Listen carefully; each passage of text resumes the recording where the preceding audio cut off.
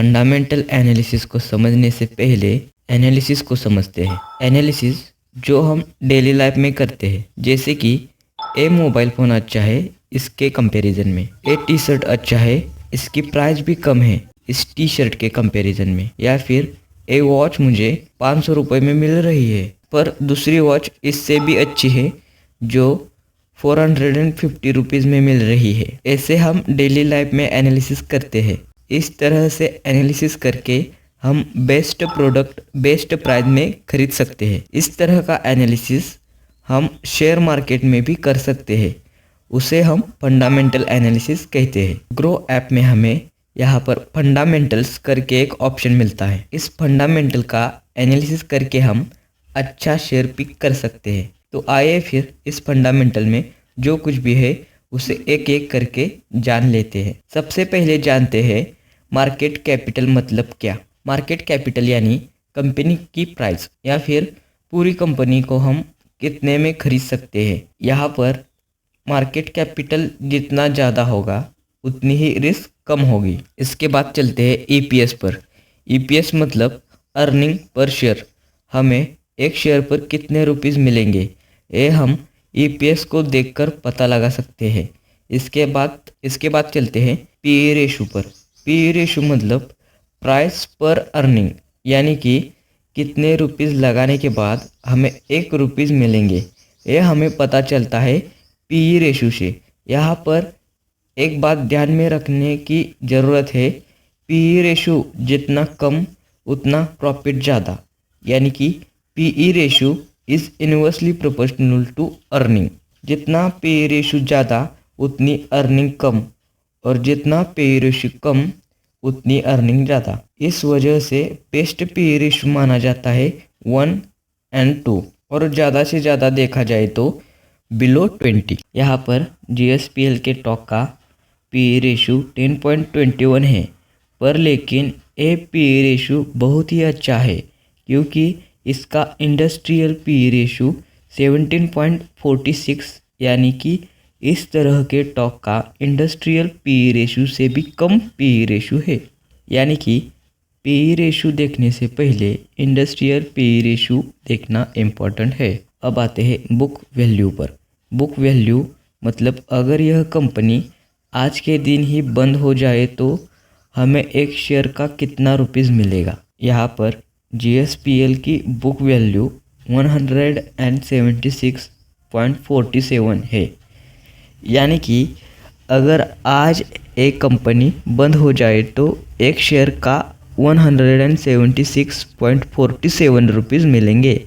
अब समझते हैं पीबी रेशो, यानी कि प्राइस पर बुक वैल्यू, यानी कि अगर कंपनी आज ही बंद हो जाए तो जितनी पीबी रेशो की प्राइस है उतनी प्राइस पर शेयर हमें 1 रुपये मिलेंगे।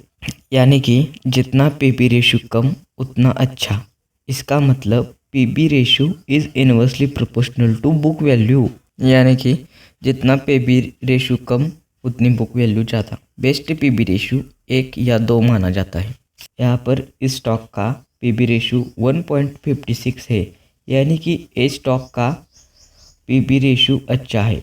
अब देखते हैं डेट टू इक्विटी रेशो मतलब क्या। डेब्ट यानी कंपनी ने कर्ज लेना, और इक्विटी यानी कंपनी के मालिक, यानी कि जितना डेब्ट टू इक्विटी कम उतना प्रॉफिट। ड्यू एल्ड, अब समझते हैं कि ड्यू एल्ड यानी क्या। ड्यू एल्ड मतलब कंपनी ने शेयर के ऊपर कितने % रुपये दिया है। टोटली देखें तो ड्यू एल्ड ज़्यादा इम्पोर्टेंट नहीं होता है, पर लेकिन जितना ड्यू एल्ड ज़्यादा उतना प्रॉफिट या फिर अच्छा। अब आते हैं शेयर होल्डिंग पैटर्न्स पर। इसमें हमें promoters, mutual funds, retail, foreign institution and other domestic institution के शेयर होल्डिंग पैटर्न मिलते हैं। इसमें अगर foreign institution and other domestic institution के शेयर होल्डिंग पैटर्न परसेंटेज ज़्यादा हो तो अच्छा है, क्योंकि ये फॉरेन इंस्टीट्यूशंस काफ़ी रिसर्च करके शेयर पिक करते हैं, और इस स्टॉक में करीब करीब दोनों ने मिलकर 18% इस कंपनी के शेयर होल्ड किए हैं। और प्रोमोटर्स का भी शेयर होल्डिंग पैटर्न इम्पोर्टेंट होता है, क्योंकि प्रोमोटर्स मतलब जिनकी कंपनी है वो, और अगर कंपनी वाले ही ट्रस्ट ना दिखाए तो स्टॉक बाय करने का क्या फ़ायदा। अब आते हैं फाइनेंशियल्स में। इसमें कुछ ज़्यादा नहीं होता, सिर्फ ईयरली कंपनी का रेवेन्यू, प्रॉफिट, नेटवर्थ ये सब होता है। तो अब आते हैं चार्ट पर। इस चार्ट का इस्तेमाल करके आप बेस्ट स्टॉक बाय कर सकते हैं। इस चार्ट में सबसे पहले आती है इंस्ट्रिंसिक वैल्यू, जो आप सिंपली गूगल पर सर्च कर सकते हैं। तो इस स्टॉक की इंस्ट्रिंसिक वैल्यू है 395.64 INR, जो इसके करंट मार्केट प्राइस से भी ज़्यादा है, यानी कि ये स्टॉक इंस्ट्रिंसिक वैल्यू में पास हो गया है। अब आते हैं पी रेशो।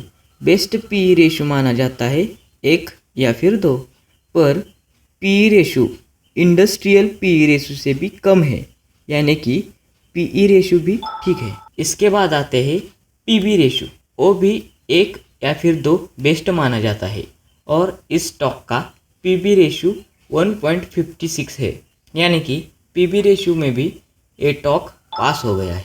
अब आते हैं डेट टू इक्विटी, वो भी 0.01 यानी कि 1 से भी कम है। अब देखते हैं शेयरिंग पैटर्न, उसमें भी promoters, foreign institution and other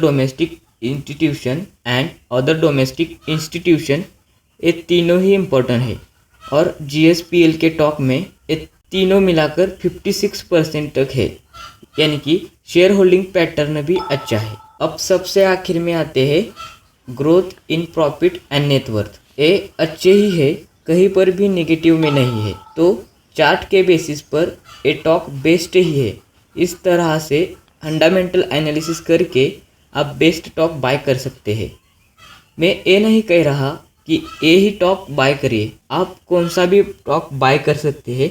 मैं सिर्फ एग्जांपल देने के लिए ये स्टॉक बताया हो, बाकी आप सोच समझ कर ही स्टॉक को बाय करना। तो कैसी लगी ये वीडियो आप कमेंट में बता सकते हैं, और अगर अच्छी लगी हो तो वीडियो को लाइक एंड चैनल को सब्सक्राइब जरूर कीजिए। तो मिलेंगे ऐसे ही नॉलेजेबल वीडियो में, तब तक के लिए धन्यवाद।